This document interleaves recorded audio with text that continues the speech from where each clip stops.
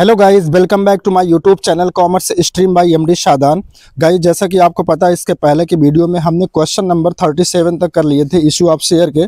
इस वीडियो में हम question number 38 and question number 39 करेंगे। ओनली 2 क्वेश्चंस करेंगे क्योंकि इसके बाद का जो टॉपिक है ना वो अलग टॉपिक है, वो है share for future and re issue से रिलेटेड। तो इसीलिए इस वीडियो में हम सिर्फ 2 क्वेश्चंस करेंगे, बाकी जो नेक्स्ट टॉपिक है वो हम नेक्स्ट वीडियो में करेंगे। ठीक है, तो देखिए इसमें कह रहा है कि star limited was registered with an authorised capital of ₹1 crore. ठीक है, divided into 40,000 8% preference share of ₹100 is, यानी इस कंपनी के पास 40,000 प्रेफरेंस शेयर है 8%। ठीक है, और एक शेयर की वैल्यू कितना है 100 and 3 lakh equity shares of ₹20 और कंपनी के पास 3 लाख इक्विटी शेयर है और एक शेयर का फेस वैल्यू कितना है गाइस 20 है।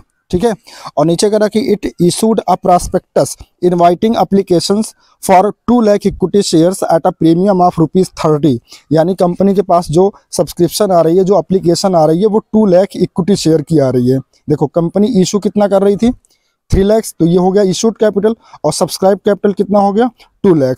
ठीक है, अच्छा, ₹30 प्रीमियम में। फिर नीचे कह रहा कि पेबल ₹7 ऑन एप्लीकेशन, यानी कि ₹7 कंपनी एप्लीकेशन पे मांग रही है, और आगे कह रहा कि ₹35 ऑन अलॉटमेंट इंक्लूडिंग प्रीमियम, यानी कंपनी जो ₹35 अलॉटमेंट पे ले रही है उसमें प्रीमियम का भी अमाउंट इंक्लूड है। और गाइस प्रीमियम का अमाउंट कितना है 30 और टोटल अलॉटमेंट मनी कितना 35, तो कैपिटल का कितना हो जाएगा ₹5। ठीक है, और फिर कह रहा कि एंड बैलेंस ऑन कॉल, तो देखो बैलेंस कितना बचा, ध्यान से देखो।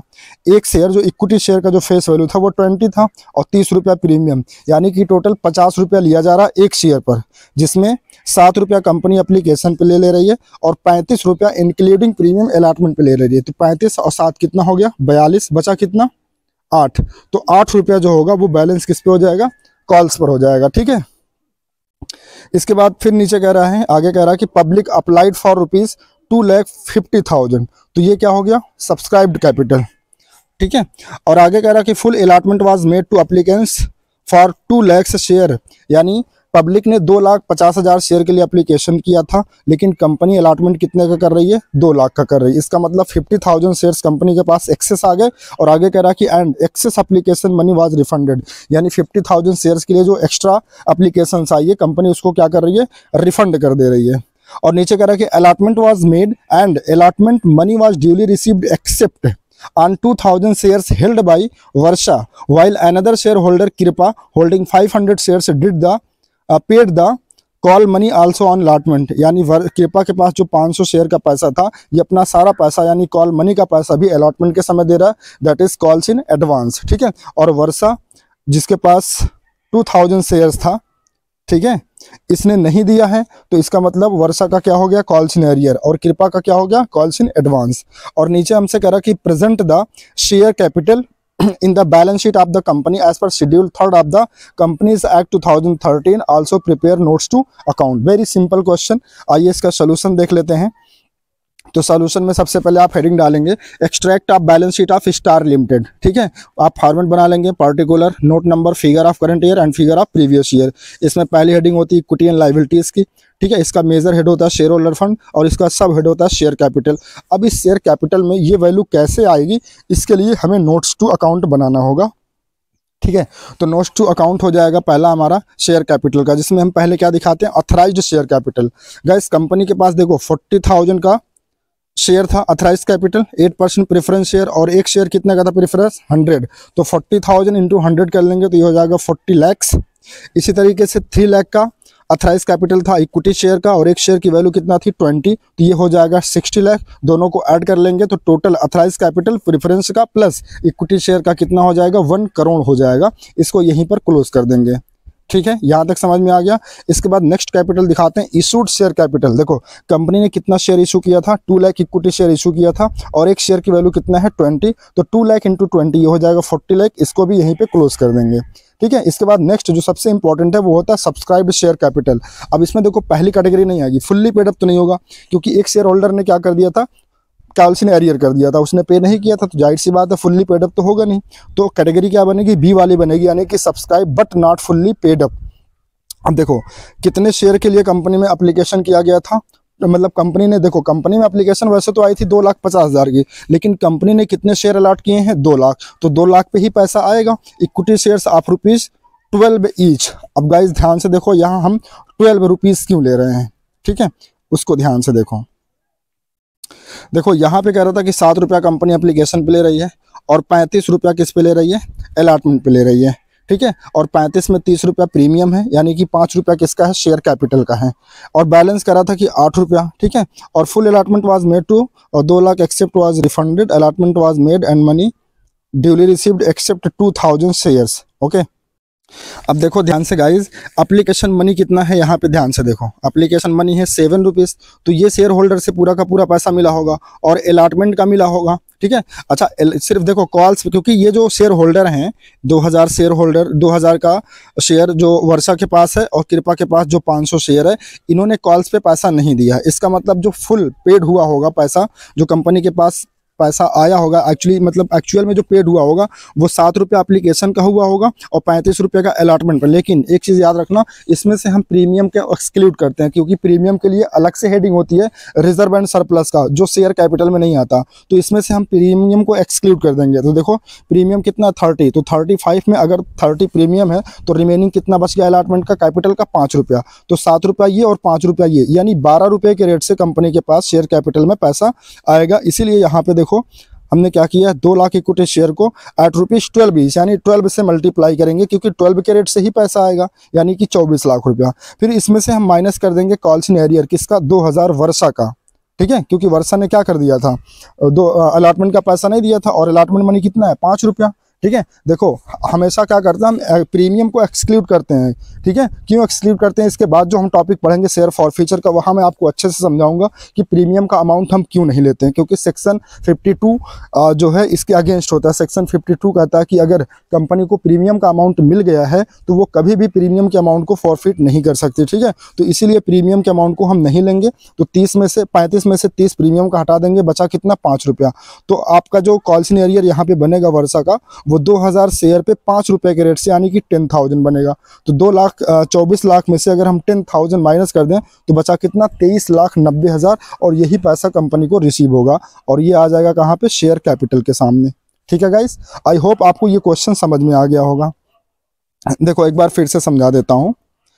देखो कंपनी को एप्लीकेशन का पैसा मिला है 7 रुपया और अलॉटमेंट का भी मिला है, लेकिन अलॉटमेंट मनी कितना है, 35, लेकिन इसमें 30 रुपया प्रीमियम है। तो प्रीमियम को हम क्या करते हैं, हमेशा एक्सक्लूड कर देते हैं। तो बचा कितना, 35 में अगर 30 प्रीमियम है, बचा 5, तो 5 रुपया अलॉटमेंट का और 7 रुपया ये, टोटल कितना मिलेगा, 12 रुपया। तो इसीलिए हम यहाँ पे 12 से मल्टीप्लाई कर रहे हैं। 2 लाख इक्विटी शेयर ऑफ ₹12 यानी कि 24 लाख, और इसमें से 2000 जो वर्षा का कॉल्सन एरियर था किस पे, अलॉटमेंट का, 5 रुपया, वो माइनस कर देंगे 10,000, तो बचेगा कितना, 23,90,000, और यही 23,90,000 हम कहाँ दिखा देंगे, शेयर कैपिटल के सामने, ठीक है। अब आई थिंक आपको क्लियर हो गया होगा। आइए नेक्स्ट क्वेश्चन देखते हैं, आज का क्वेश्चन नंबर 39 और आज का लास्ट क्वेश्चन, ठीक है।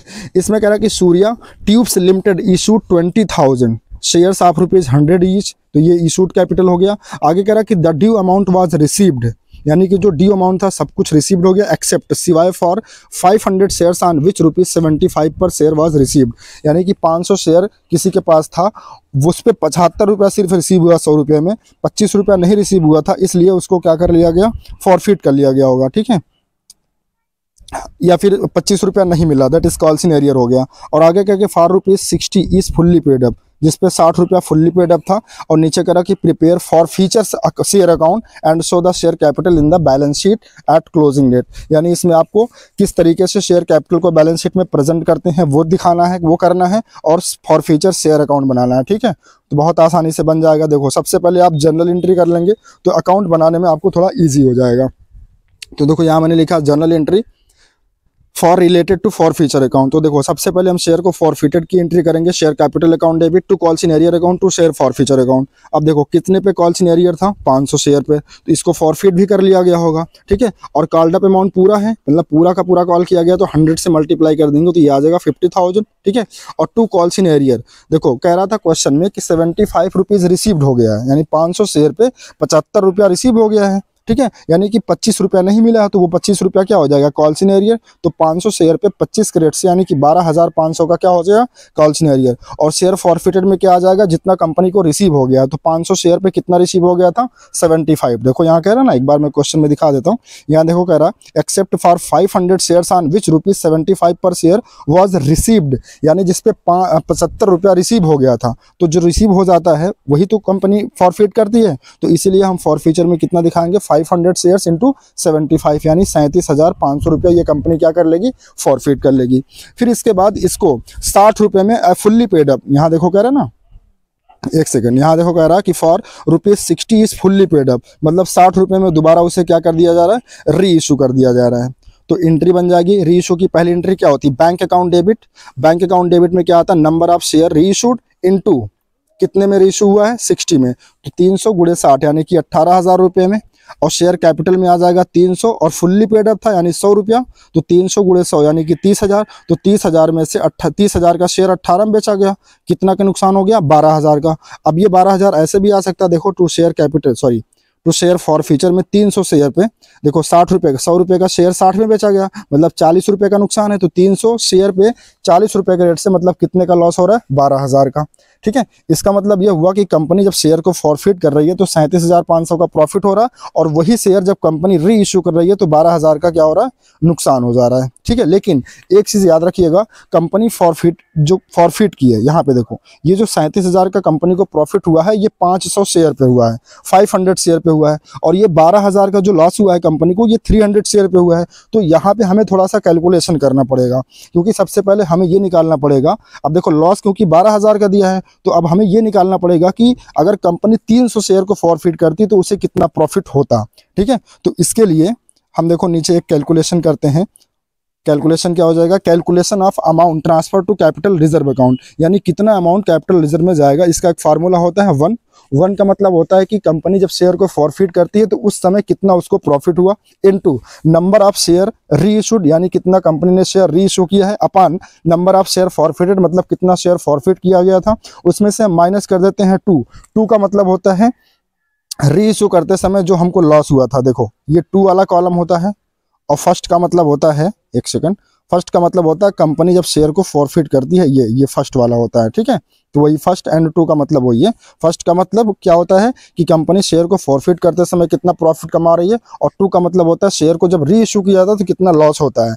अब देखो पहला अमाउंट यानी 1 क्या आ जाएगा, कंपनी देखो जब शेयर को फॉरफिट की थी तो उसको प्रॉफिट कितना हुआ था, 37,500 का, और इनटू नंबर ऑफ री इशूड शेयर कितना 300, upon number of share forfeited कितना फॉरफिट हुआ था 500। इसमें से माइनस कर देंगे 2 का मतलब जब शेयर को री इशू किया गया था तो कितना लॉस हुआ था, 12,000 का। तो इसको सॉल्व कर देंगे तो आ जाएगा 22,500। अब ये 22,500 पता क्या आ गया, यानी कंपनी अगर 300 शेयर को फॉरफिट करती तो कंपनी को 37,500 का प्रॉफिट नहीं बल्कि कितने का होता, 22,500 का। 37,000 का प्रॉफिट ये तो 500 शेयर का है, लेकिन हमें निकालना कितना था, 300 शेयर का। ठीक है, तो अब देखो लास्ट एंट्री करेंगे, share forfeiture account debit to capital reserve account, यानी कंपनी को जो नेट प्रॉफिट हुआ है वो हम क्या करते हैं, कैपिटल रिजर्व में ट्रांसफर कर देते हैं। तो देखो अगर कंपनी 300 शेयर को फॉरफिट करती तो 22,500 का प्रॉफिट होता, और कंपनी जब 300 शेयर को री इशू कर रही है तो 12,000 का लॉस हो रहा है।